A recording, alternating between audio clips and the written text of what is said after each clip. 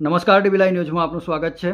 Israel અને America દ્વારા Iran ઉપર હુમલાઓ કરવામાં આવ્યા અને ત્યારબાદ મિડલ ઈસ્ટની અંદર ચાલી રહેલી યુદ્ધની પરિસ્થિતિ વચ્ચે સમગ્ર વિશ્વની અંદર ચિંતાનું મોજું ફરી વળ્યું છે અને ઈરાન એ ગેસ અને પેટ્રોલિયમ ઉત્પાદનો માટે સમગ્ર વિશ્વ તેના ઉપર મહદઅંશે આધારિત છે। ત્યારે પેટ્રોલિયમ પેદાશોની અછત ઊભી થઈ છે। સરકાર દ્વારા એવી જાહેરાત કરવામાં આવી છે, પ્રેસ કોન્ફરન્સ યોજી અને પરિપત્ર દ્વારા પણ જાહેરાત કરવામાં આવી છે કે કોઈ પણ પ્રકારના અફવાઓની અંદર દોરવાવું નહીં કે કોઈ પણ પ્રકારનું પેનિક એટલે કે કોઈ પ્રકારની ચિંતા લેવાની જરૂર નથી।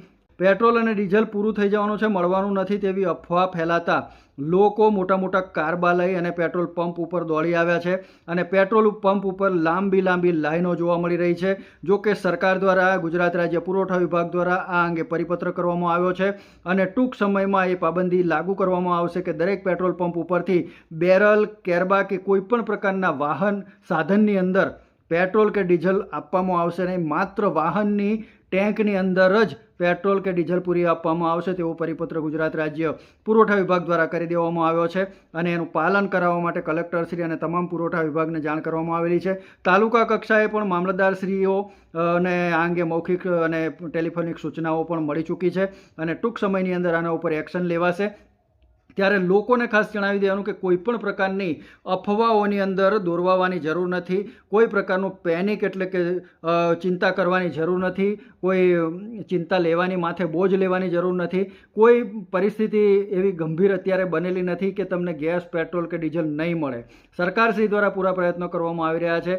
ગેસ બાબતની અંદર પણ આપણે જણાવી દઈએ કે ઘરેલું ગેસના જે બોટલ છે એની અંદર સરકારશ્રી દ્વારા નિયમોની અંદર ફેરફાર કરવામાં આવેલા છે અને જેના કારણે 45 દિવસે એ બુકિંગનો જે પીરિયડ છે એ કરવામાં આવ્યો છે। એક બોટલ આજે લીધા પછી ફરીના 45 દિવસે જ એને બીજો બોટલ મળશે। બીજું કે ઓનલાઈન બુકિંગ કરાવેલું હશે તો જ બુકિંગ આપવામાં આવશે અને બુકિંગ કરાવ્યા પછી ગેસ લેવા, બોટલ લેવા માટે એજન્સીની ઓફિસ ઉપર લાઇનમાં ઊભા રહેવાની કોઈ જરૂર નથી। સરકારશ્રી દ્વારા નો ક્યુ એટલે કે કતારો બંધ કરવાની, લાઈનો બંધ કરવા માટેનો એક અભિગમ ચાલુ કરવામાં આવ્યો છે, જેના ભાગરૂપે તમને ઘરે બેઠા બોટલની ડિલિવરી મળશે, પરંતુ એના માટે તમારે ગેસની જે ઓનલાઈન બુકિંગ છે એ બુકિંગ કરાવવાનું રહેશે। તમારા રજિસ્ટર કરેલા મોબાઈલ નંબર ઉપરથી જ આ ગેસનું ઓનલાઈન બુકિંગ થશે અને એક વખત બોટલ લીધા પછી 45 દિવસ સુધી તમને બીજો બોટલ મળશે નહીં। તો આ અંગેની સરકારશ્રીની સૂચનાઓનું વખતની સૂચનાઓનું પાલન કરવાનું રહેશે અને એજન્સીની ઓફિસે ધક્કા ખાવાની કે એજન્સીની ઓફિસે જઈ અને ઉહાપોહ મચાવવાની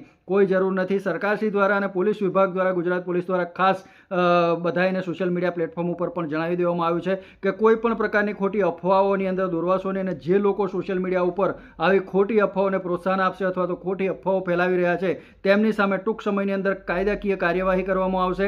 એટલે આવી કોઈ પણ અફવાઓ ફેલાવશો નહીં, અફવાઓથી બચજો।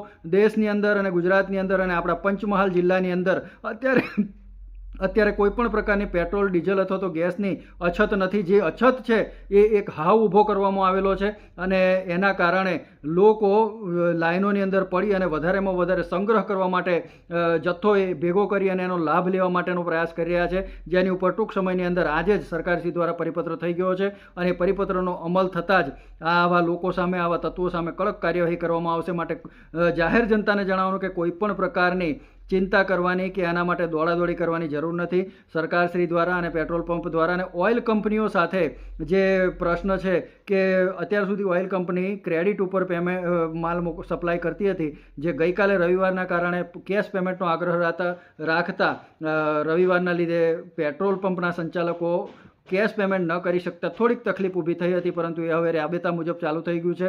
ડિલિવરી સપ્લાય પણ ચાલુ છે। માટે કોઈ પ્રકારની અફવાઓની અંદર દોરવાશો નહીં અને કોઈ અફવા ફેલાવશો નહીં। ખોટી અફવા ફેલાવનાર સામે કાયદેસરની કાર્યવાહી કરવામાં આવશે તેવું જિલ્લા પોલીસ વિભાગ દ્વારા પણ જાહેર કરવામાં આવેલ છે।